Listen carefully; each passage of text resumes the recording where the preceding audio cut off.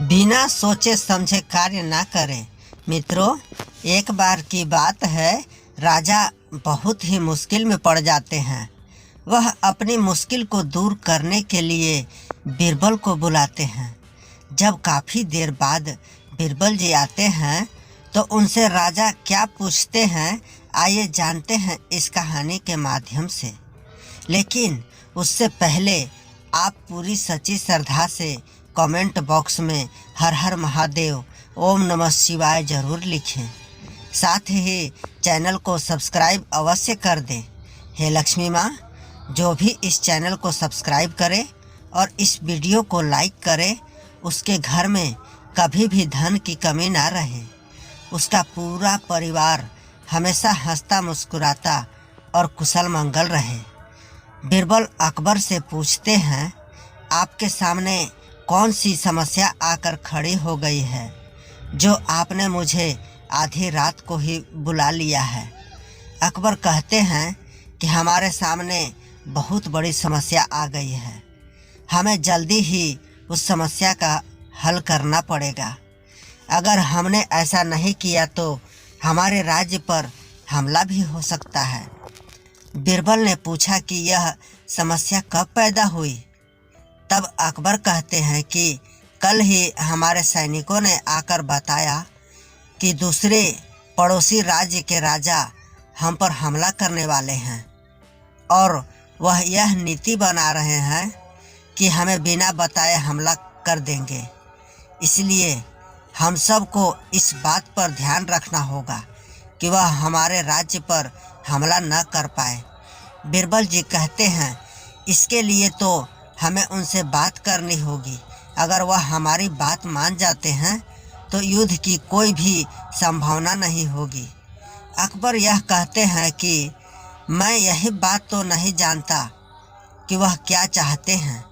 अकबर कहते हैं कि अगर मुझे इस बात का पता तो चल जाए कि वह क्या चाहते हैं तो हम उस समस्याओं को दूर कर सकते हैं। बीरबल कहते हैं कि मैं इसके लिए आपकी मदद ज़रूर करूंगा। मैं कल ही उनसे बात करने के लिए जाता हूं, जिससे इस समस्या का पता चल सके। कल सुबह होते ही बीरबल जी उनसे बात करने के लिए जाते हैं। बीरबल जी पड़ोसी राजा के पास पहुंचते हैं और वह अपनी समस्या रखते हैं।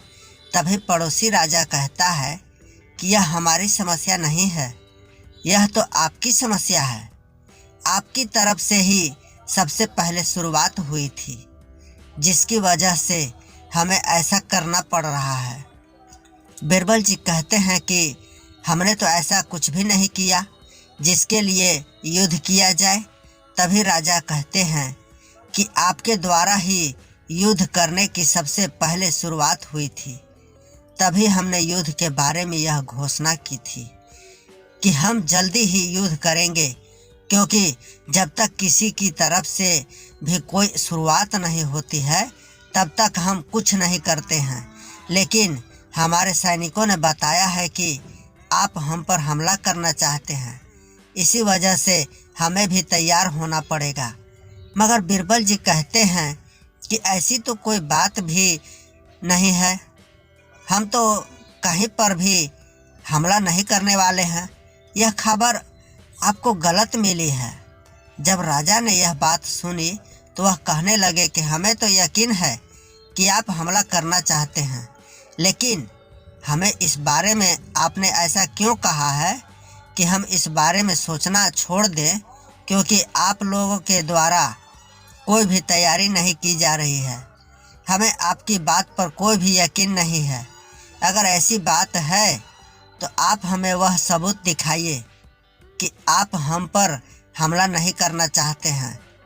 तभी कुछ समय बाद ही अकबर राजा भी वहां पर चले गए और बीरबल जी के साथ बैठकर बात करने लगे। तभी राजा के सामने यह बात आई कि अकबर युद्ध नहीं करना चाहते हैं और हम युद्ध क्यों करना चाहेंगे।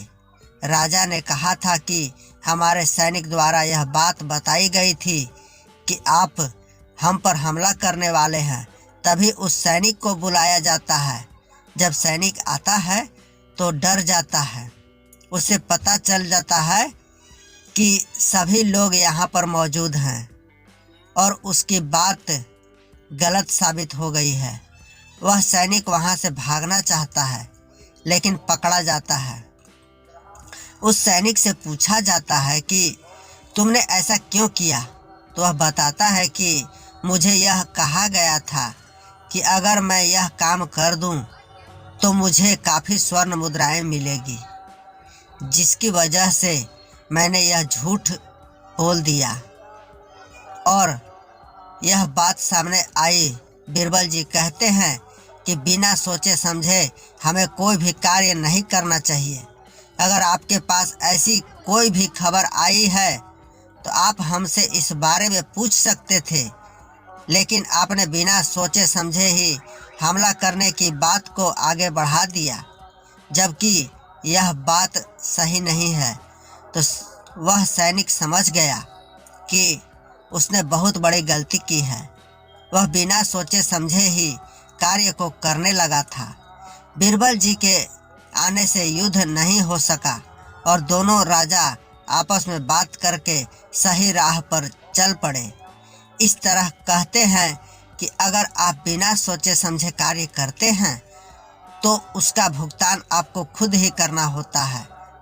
अब अकबर और बीरबल दोनों महल में वापस आ गए थे। अकबर ने कहा कि मैंने तुम्हें बुलाकर बहुत अच्छा काम किया। जब तुम आए तो इस समस्या का भी समाधान हो गया। आप सभी समस्याओं का समाधान करने में काफ़ी तेज हैं। बीरबल जी कहते हैं कि अगर हम समस्याओं का समाधान नहीं कर पाएंगे तो फिर आप हमें यहाँ पर रखते ही क्यों। तभी यह बात सुनकर अकबर हंस पड़ते हैं और कहते हैं कि तुम बहुत ही समझदार व्यक्ति हो। बीरबल की कहानी, अगर आपको यह कहानी पसंद आई है तो आगे भी शेयर करें और कमेंट करके हमें भी बताएं। धन्यवाद।